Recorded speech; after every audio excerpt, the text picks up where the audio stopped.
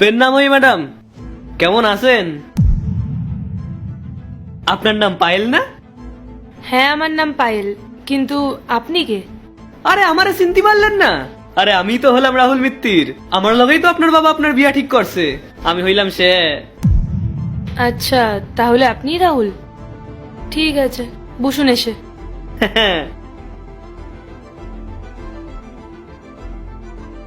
ধন্যবাদ।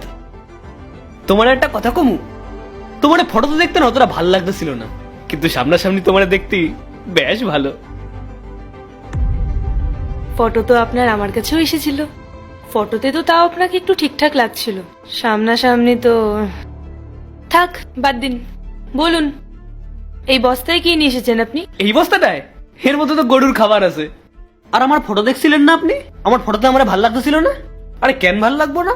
আরে আমরা সামনাসামনি কম ফটোতে দেখতে বেশি সুন্দর লাগে, যে কোনো মাইয়া দেখলেই প্রেমে পড়ে যায়।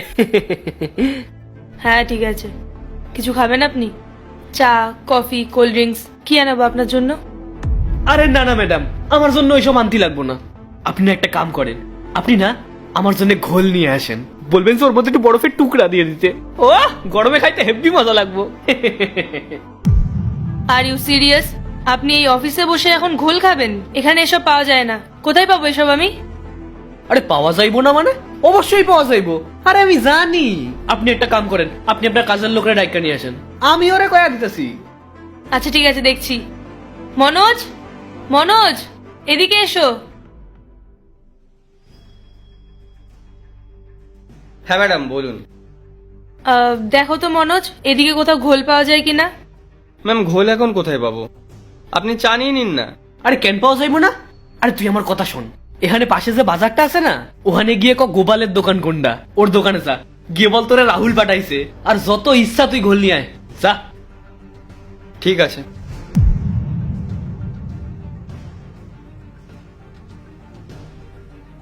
আপনি ওর সাথে তুই করে কথা বলছিলেন? আমি এই কোম্পানিতে বিগত 6 বছর ধরে কাজ করছি। আমি আজ অব্দি কাউকে এখানে তুই করে কথা বলিনি। আপনার মধ্যে কি সামান্য সেন্সটুকু নেই? আপনি জানেন না কার সাথে কিভাবে কথা বলতে হয়? আরে ম্যাডাম, আপনি খামোখা টেনশন করতেছেন। আরে ও তো কাজের লোক, আর কাজের লোকের সঙ্গে তো তুই করেই কথা বলে। আর তাছাড়া আমি কি কোনো ছোটখাটো মানুষ নাকি যে সবার লগে তুমি তুমি করে কথা কমু? ঠিকই বলেছেন আপনি। আর আপনার এই বিহেভিয়ারেই আমি বুঝে গেছি আপনি ঠিক কি ধরনের মানুষ। আচ্ছা, তুমি আমারে চিন্না ফেলাইছো? ঠিক আছে, কও দেখি আমি কিরাম মানুষ। আপনি একটা মূর্খ। মানুষের সাথে কিভাবে কথা বলতে হয় সেই ভদ্রতাটুকু আপনার মধ্যে নেই। আর একটা কথা বলুন তো আমায়, কাউকে দেখতে আসলে ঠিক কিরকম ড্রেস পরতে হয় সেই সেন্সটুকু আপনার নেই নাকি? কিরম নোংরা জামা কাপড় পরে চলে এসেছে। আপনার কি মান সম্মান নেই? তার উপর আবার এই বস্তা নিয়ে এসেছে। নিজের তো মান সম্মান নেই, চলে এসেছে আমারটাও নষ্ট করতে। আমি তো এটাই বুঝতে পারছি না, সিকিউরিটি আপনাকে ভেতরে আসতে দিল কি করে? আরে সিকিউরিটি কি আমার এমনি এমনি ঢুকতে দিল নাকি? কিছু না কিছু তো ব্যাপার আছে আমার মধ্যে। কোনো কিছুই নেই আপনার মধ্যে। গায়ের থেকে গোবরের দুর্গন্ধ বেরোচ্ছে। আমার মনে হয় আপনি সিকিউরিটি গার্ডকে ঘুষ দিয়েছেন, তাই জন্য আপনাকে ভেতরে আসতে দিয়েছে। ব্যাস ম্যাডাম ব্যাস, এতটাও খারাপ সময় আসে নাই আমার যে এখন আমার বিয়ার জন্য অন্য লোকের ঘুষ দিয়ে ঢুকতে হবে। এই চুপ করো তো, অনেক হয়েছে। তোকে যেরকম দেখতে না, তোকে কোনো মেয়ে বিয়েই করবে না। জানি না আমার বাবা কি দেখে তোকে পছন্দ করলো। আমার তো ভালোই লাগছে না। এ যা এখান থেকে। একটু আগে তুমি আমারে কইতাছিলা না যে আমি ওর লগে কেন তুই তুকারি কইরা কথা কইতাছি, তুমি কারোর লগে তুই কইরা কথা কও না। এখন দেখো তুমি প্রত্যেকটা কথায় আমারে তুই তুকারি করতেছো। হ্যাঁ, ঠিক আছে, জ্ঞান দিতে হবে না। টাইম ওয়েস্ট করিস না আমার, বেরো এখান থেকে। তোমার আমারে একটুও পছন্দ হয় নাই? তুমি আমারে বিয়া করবা না? একদমই না। তোকে বিয়ে করে আমি নিজের কেরিয়ার কেন খারাপ করব? আমার বাবা তো বলেছিল তুই নাকি অনেক বড় কোম্পানির মালিক। তোকে দেখে মনে হচ্ছে তুই কোনো কোম্পানির পিওনেরও যোগ্য নোস। হাত জোর করে বলছি তোকে, বেরিয়ে যা এখান থেকে। আচ্ছা, বুঝতে গেছি আমি, তুমি কোনো বড় লোক ছেলেরে বিয়া করতে চাও। হ্যাঁ, একদম ঠিক বলেছিস তুই। আসলে কি বলতো, টাকা না মানুষের জীবনে খুব মূল্যবান। আর তোর কাছে তো টাকা নেই, তোর সাথে থেকে আমার কি লাভ? তাই আমি এমন কাউকে বিয়ে করব যার কাছে অনেক টাকা আছে, অনেক ফেম আছে, অনেক নাম ডাক আছে। তোর মতো কাউকে বিয়ে করব না যে যেখানে সেখানে এসব বস্তা নিয়ে চলে আসে। ঠিক আছে, তাহলে আমি তোমার বাবারে ফোন কইরা কইয়া দিতেছি যে ওনার মেয়ে আমারে বিয়া করতে চায় না। নমস্কার কাকু। আরে আমি তো আপনার মেয়ের অফিসেই বসে আছি। আপনার মেয়ে কইতাছে ওনার নাকি আমারে পছন্দ না।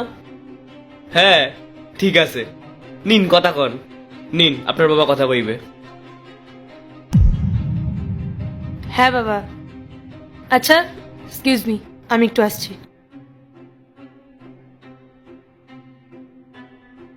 বাবা, তুমি আমার বিয়ের জন্য এটা কেমন ছেলে দেখেছো? ইলিটারেট গ্রামের ছেলে একটা।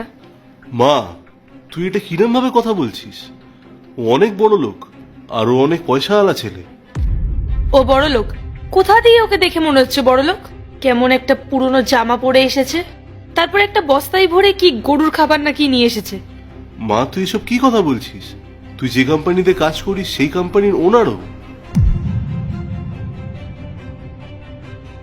হোয়াট? মানে বাবা, তুমি বলতে চাইছো আমি যেই কোম্পানিতে কাজ করি এই কোম্পানিটা ওনার? হ্যাঁ মা, কে বলবে ওনার বছরে 200 কোটি টাকা টার্নওভার আছে? তাহলে বাবা তুমি আমাকে এসব কথা আগে বলনি কেন? আরে আমি তো তোকে এগুলো বলতেই চেয়েছিলাম, কিন্তু ও তোকে এগুলো বলতে বারণ করেছিল, তাই বলিনি। জানি না কেন। ঠিক আছে বাবা, আমি তোমার সাথে পরে কথা বলছি। এ মা, এটা আমি কি করলাম? ও তো অনেক বড় লোক। যাই গিয়ে ওর কাছে ক্ষমা চেয়ে নি, যদি ক্ষমা করে দেয়। ওর থেকে বড় লোক ছেলে তো আমি আর পাবো না।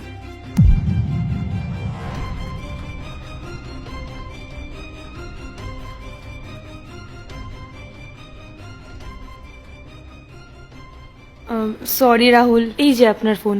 আর আপনার জন্য তো এখনো কিছু আসেনি, দাঁড়ান আমি কল করছি। আরে না না, থাক, কোনো দরকার নেই। তুমি বলো, কি কথা হলো তোমার সঙ্গে তোমার বাবার? হ্যাঁ হ্যাঁ, কথা তো হয়েছে, কিন্তু আপনি আমাকে আগে কেন বলেননি যে আপনি এই কোম্পানির ওনার? কি বলতাম? তুমি তো আমাকে বলার সুযোগই দিলে না। আমি এই অফিসে আসলাম, তোমার সঙ্গে একটু অন্যরকম ভাবে কি দুটো কথা বলে নিলাম, এইটুকুনিতেই তুমি আমার যোগ্যতা বিচার করে নিলে। আপনি বুঝে গেলেন আমার হ্যাবিট কিরকম, তাই আমিও চুপ থাকলাম, আমিও কিছু বললাম না। আমিও দেখতে চেয়েছিলাম যে সত্যিই আমি কিরকম, আসলেই কি আমি খারাপ নাকি ভালো। তাই আমি চুপচাপ বসেছিলাম আর তোমার কথা শুনছিলাম। সরি রাহুল, আমার ভুল হয়ে গেছে, প্লিজ আমায় ক্ষমা করে দিন। আরে ব্যাস, কোনো ব্যাপার না। তবে আমি এইটুকুনি জেনে গেলাম যে আমি তোমার যোগ্য না। না না, এরকম কোনো ব্যাপার না, আপনাকে আমার খুব পছন্দ আর আমি বিয়ের জন্যও রেডি। কিন্তু আমি তো রেডি না বিয়ে করার জন্য। আমি এরকম মেয়ের সঙ্গে একদমই বিয়ে করতে চাই না যে আমার টাকা পয়সা দেখে আমাকে বিয়ে করবে। ম্যাডাম, আপনাকে একটা কথা বলবো, আমি না 5 বছর ধরে বিয়ের জন্য মেয়ে দেখছি। আমি প্রত্যেকটা মেয়ের ঠিক এরকম ভাবেই টেস্ট নিই। আমি দেখতে চাই তারা আমাকে দেখে পছন্দ করে না আমার টাকা পয়সা দেখে। কিন্তু প্রত্যেকটা মেয়ের মধ্যে আমি এই একটা জিনিসই দেখতে পেলাম, তারা আমাকে না আমার টাকা পয়সাকে ভালোবাসে। আর এই সেম জিনিসটা আমি তোমার মধ্যেও দেখতে পেলাম। তাই ম্যাডাম, এই বিয়ে ক্যান্সেল, ইউ আর রিজেক্টেড। আর একটা কথা ম্যাডাম, মানুষকে না কখন ড্রেস দেখে জাজ করবেন না, কারণ ড্রেসটা হলো শুধু শরীর ঢাকার জন্য, আর যোগ্যতা মানুষ নিজের পরিশ্রম দিয়ে তৈরি করে। আর একটা কথা, আপনার বাবা নিশ্চয়ই আমার ব্যাপারে আপনাকে বলেই দিয়েছে। হ্যাঁ, আমার বাবা আমাকে সব বলেছে। আর জানেন, আমার বাবা আপনাকে খুব পছন্দ করে আর আমিও আপনাকে খুব পছন্দ করি। প্লিজ আমাকে বিয়ে করে নেন, না বলবেন না প্লিজ। নেভার।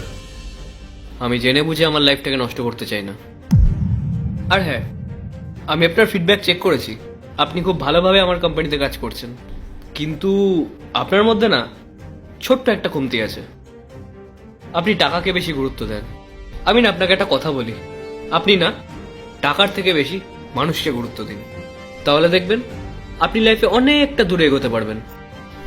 বাকি আমার কোনো কিছুতে প্রবলেম নেই, আপনি বেশ ভালোই কাজ করছেন আমার কোম্পানিতে। আমি তাহলে আইতাছি, পেন নাম হই। আরে শুনুন শুনুন, কত বড় একটা ভুল করলাম আমি। এই কোম্পানির ওনারের ওয়াইফ হতে পারতাম।